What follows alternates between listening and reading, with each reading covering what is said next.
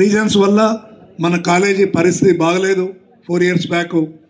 సరే మరి అప్పుడు రకరకాల రీజన్స్ దాంట్లో అప్పుడు సరే చిన్నగా ఏదైనా అల్యూమిని మీటింగ్ పెట్టి ఒక చిన్న ఫంక్షన్, అంతకుముందు చాలా ఎఫర్ట్స్ పెట్టి చాలామంది ట్రై చేశారు గత 67 సంవత్సరాలలో.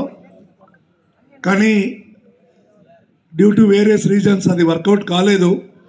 సరే ఒక్కసారి అందరినీ, అంటే అంతకుముందు బ్యాచ్ వైజు మనం కలిసేవాళ్ళం, కానీ దీనికి కూడా ఒక రకంగా ఇప్పటికి కూడా ఊరికే అనలేదు, ఊరికే ఏది ఎవరిని అప్రిషియేషన్ అంత ఈజీగా చేయరు. మరి నరేంద్ర గారిని బాహుబలి అని, నరేంద్ర బ్యాచ్ని బాహుబలి మాలాగే ఓకే పై చదువులు చదివి జీవితంలో స్థిరపడతానని అందరికీ ఒకే సౌన్యంగా కోరుకుంటున్నాను. Thank you sir for your kind words. Sir ఇంకా ఎవరైనా మాట్లాడవచ్చింది? సంతోషంగా ఉంది, ఎందుకంటే ఇక్కడ చదవడం వల్లనే నాకు ఈ ఉద్యోగం వచ్చింది. సో సార్ నాకన్నా 2 years సీనియరు. సారు ఇంత గొప్ప పొజిషన్కి పోయి ఇప్పుడు మన కాలేజీలో మెరిట్ స్టూడెంట్స్కి స్కాలర్షిప్స్ ఇవ్వడం అనేది చాలా సంతోషమైన విషయము. ఆ భగవంతుడు సార్కు ఇంకా గొప్ప శక్తిని ఇచ్చి ఇలాగే ప్రతి సంవత్సరము స్కాలర్షిప్స్ ఇవ్వాలని ఆ భగవంతుడు సార్కు మంచి గొప్ప శక్తిని ఇవ్వాలని కోరండి.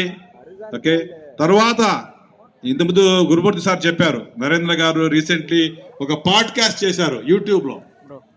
గురుమూర్తి రెడ్డి గారు మీ ప్రిన్సిపాల్ గారు అందరికి లెక్చరర్స్ కి అందరికి ఫార్వర్డ్ చేసినారు.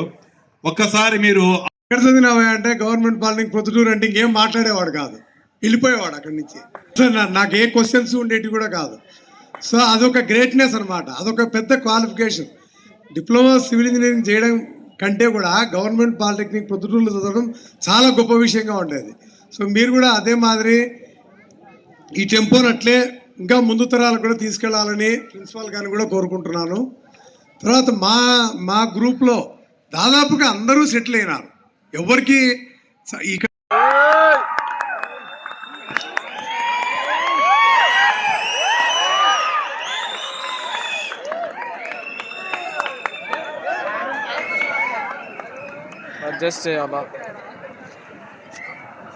అందరికీ నమస్కారం.